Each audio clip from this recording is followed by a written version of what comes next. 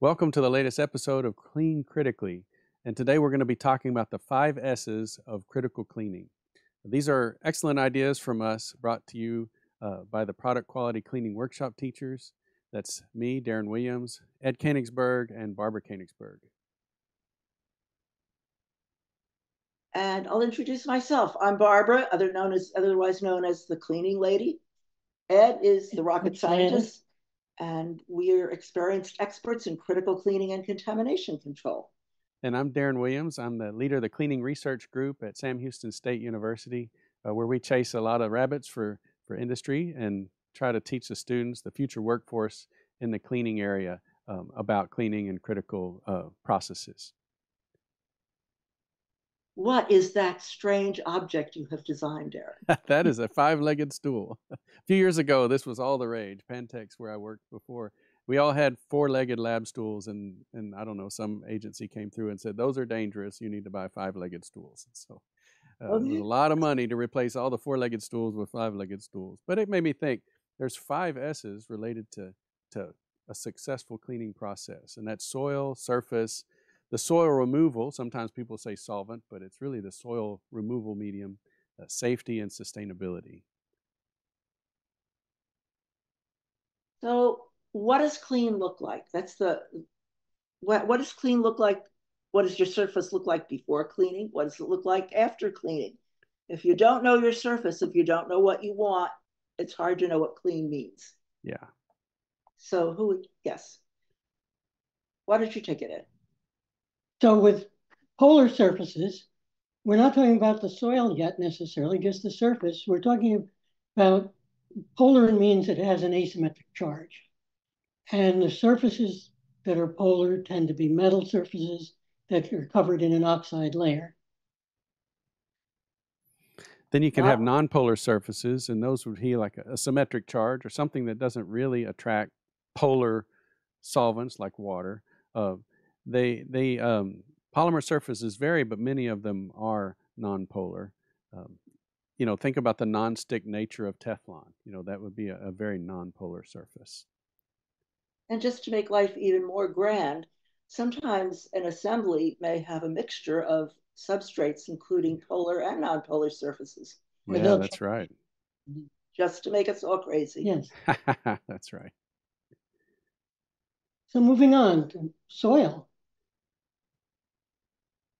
The point is, what is the soil? And that has to come before the question, how do I remove it? If you don't know what your soil is, then you don't know what process will clean it. And it means you're going to have to do a fair amount of testing and trying a couple of things. But if you start just by using an unsuitable process, you're not going to get there and you're going to waste a lot of money. So, Darren? Yeah, there are nonpolar soils like greases, oils, and wax. Some of the industrial relevant residues like cutting oils and then drying oils. And we also have a whole episode of Clean Critically that's going to be based on soil versus residue. But we have nonpolar soils. We also have polar soils like hard water deposits, salt residues. Sometimes solder flux can contain polar soils and so on. Residues like soaps, leftover surfactant. Maybe you have a cleaning process and it wasn't rinsed well and you've put a soil on the surface. And then we have these mixtures, these sort of soils like fingerprints and sweat have both polar and nonpolar components.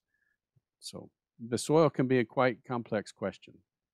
Very good. And you may need to do a little detective work, working with suppliers, because sometimes they change the soil just to make life even more interesting. Yeah.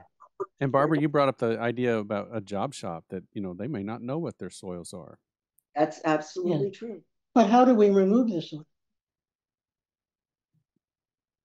Most cleaning processes use a liquid phase to remove the soil. So we're talking about aqueous solvents. And in this case, we're talking about where the word solvent refers to organic solvents. Semi-aqueous, or washing with a solvent, rinsing with water. Co-solvents, there are a lot of options. It's either a sequential solvent, washing with a high boiler, for instance, and rinsing with a low boiling point solvent, or just using at the same time 2 different solvents together? Sometimes they're mixed in a single tank. So the soil removal process has to match the soil and the surface. That's the bottom line there. Yes, which I read. Aqueous cleaning processes. Well, some people just use water.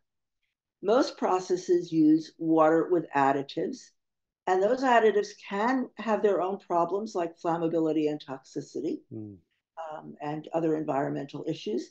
You have to consider the pH, the temperature, the cleaning action, and the drying. And of course, generally, you're going to be rinsing with water, and that's very And the important step. drying, in the case of an aqueous process, you then have to be concerned with the energy that's involved with it. That's right. Yeah. So you design the process with that in mind. There's a lot to cover with aqueous processes, Oh isn't boy. there? So, with that in mind, might we heartily recommend and gently recommend our PQCW Aqueous Cleaning on Demand course? Except for this commercial, it's non-commercial. And you get your convenience, your pace. We've got 4 one-hour modules. You get continuing education credits, and you get a half-hour discussion with one of us to address your manufacturing issues, discuss anything you want. We hear it's more fun than a bubble bath, and it's priced really attractively. And of course, there are group discounts. That's right. We've had multiple companies buy, group discount or a whole group of these so that they could train their whole team. Yeah, and you can reach it at the PQCW page at SHSU. Yeah. Moving on to solvent cleaning processes. As Ed was talking, he said there's some that have a single solvent and others have mixtures of solvents. There's lots of different properties with solvents, and many of those are the trying to match the soil as closely as possible to let that soil and solvent chemistry do the cleaning. A lot of times the solvents have a lower surface tension than water or aqueous solutions of soap and water or surfactant and water. And so they have a high wettability. They can get into nooks and crannies and parts with small blind holes much easier in many cases than aqueous solutions. And sometimes they dry easier. They have a lower heat of vaporization, and so they're able to leave the part with less energy. But there are some concerns. Obviously many organic solvents are flammable, and so they'll mix in various solvents to inert that flammability or make it less flammable or non-flammable. And now we're curious and concerned about toxicity of those solvents. Chlorinated solvents are under scrutiny at this time.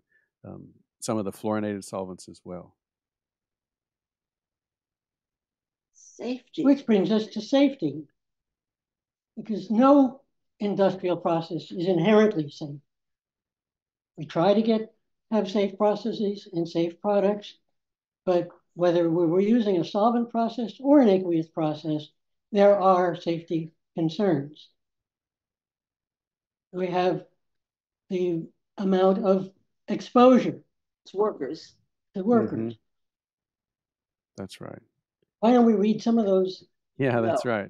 Like the permissible exposure limit or the threshold weighted average, or this one here, IDLH. You may not know that one. That's immediately dangerous to life and health. And so there is a level at which you will asphyxiate, and sometimes you'll see that on SDS forms. And then the latest EPA, the what is it? The existing chemical exposure limit, or ECHL. ECHL, yes. So get familiar with ECHL. Those are coming too.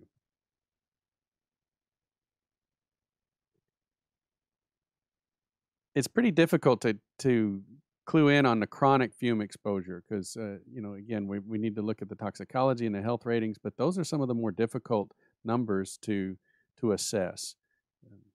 And so chronic exposure, that's a tough one in all industries. Actually, thinking about that, the PEL, the TWA, and the ECHL really relate to chronic exposure or daily, the maximum daily allowance of the chemical. That's a good point, yes. And then there's the all-important flammability. That's right. The lower explosive limit is LEL. Also reactivity, too. Sometimes the organic solvents, you may think that they're safe to use, but they may react with the surface. So you need to take that into account. Well, that gets into product safety, doesn't it? That's true. Yeah, that's right. Yeah, which is a whole nother exciting issue too. Yes, And then, of course, there are risks with the personal protective equipment because those can do you in. You can sort of trip on your own tongue using those things. that's And right. then aqueous is not without their own hazards. Tanks of water, complete immersion in tanks of water of any temperature can be a problem. I think it's safe, because it's water. But scalding is unsafer sooner. That's right. And There's then there's situations with low pH and high pH too. and the in terms of pH, or it's also the acid. If you have tanks of hydrofluoric acid, Mm, that has an immediate health hazard that'll kill you yes, real fast. And then, of course, there's hot air drying and fan and pump noise, which is annoying, but it's got to consider it. And PPE Also, risks both. but So some of these cross over, don't they, that's Darren? right. They do. A lot of Darren, times during COVID, that was one of the frustrating things for me. Was it sort of was the underlying assumption was that PPE was just risk free, and we found many cases it wasn't. This is an example. We had a day like a science um, fair, organization fair at the university, and I wore my level B suit. I'm there in the respirator with the face mask and a Tyvek suit that I wore for 8 hours in the sun.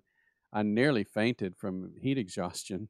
And when I got back to my office and took the whole suit off and everything, it's kind of gross, but I probably poured 20 ounces of sweat out of my boots. I mean, that's just to show you how much that PPE uh, strains the body over time. And so you really, yeah, PPE is not inherently safe. That's not always the answer to just put more plastic on the body. it's true. And it has to be the correct covering. That's Because correct. Yeah. I had a number of incidents during COVID where we wanted to protect employees from each other, but the masking for COVID conflicted with the masking for, say, spray applications, coating Sure. things. Yeah. So it really can be rather thorny to put it yeah, together. And That even is right. yeah, finally. Sustainability. Don't implement a process that won't last. Aim at the goalposts that move the least, because well, goalposts are going to move. That's they're right. I think sustainability is a great goal, and it's sort of right. a fluid And we thing. have a couple of types of sustainability that we're talking about. Regulatory. Regulatory issues, Next is we've listed a few, economic issues. and then there's also performance, because if it doesn't work, it's not sustainable, and that tends to get forgotten, doesn't it? Yeah, that's right. Pretty green leaves don't Right. substitute. So the challenge is to reach all 5 of these S cleaning Would you like to concepts. do that again, Darren? Sure. No, this is great. Go ahead and cycle through them just to recall. We have the surface, Get the we have the surface. soil, and the soil removal, and then we have the safety and the sustainability. So those are our 5 S's. If we focus on all 5 of those and make the best decisions with those things in mind, we have a pretty good arrow leading towards success. That's the goal. Can't always reach perfect success, but this is a good way to aim for success and hit it more often than not. So we can go beyond the 5 S's with these resources from BFK Solutions and from PQCW. And SHSU. Yeah. At BFK Solutions, we have our Clean Source newsletter, sort of monthly.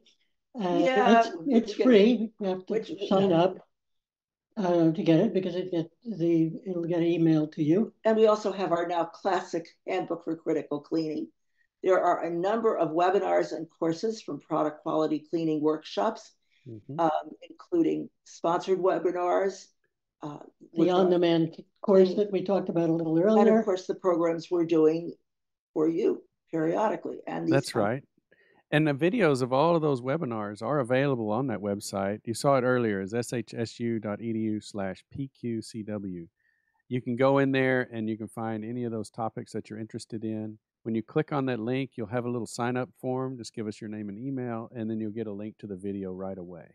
And so that's a great way to kind of catch up on those areas of cleaning that you may be curious about, whether it be aqueous or solvent, or uh, even there's programs on specifically on aluminum or ferrous metals and so on.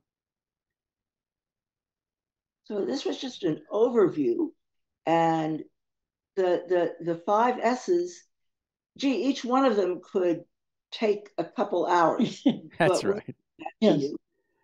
but we hope you've enjoyed that, and it'll give you some food for thought and ideas in planning your process. This is how to reach us, and we look forward to seeing you next time.